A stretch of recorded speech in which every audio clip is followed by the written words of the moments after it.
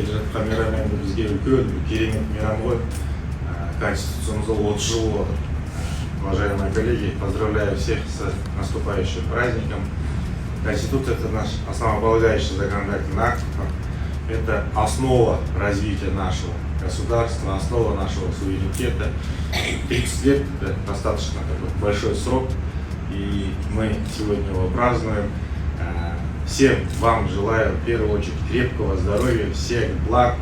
Я думаю, каждый из нас, үлкеніміз бар, кішіміз бар, делали вклад в развитие нашей страны.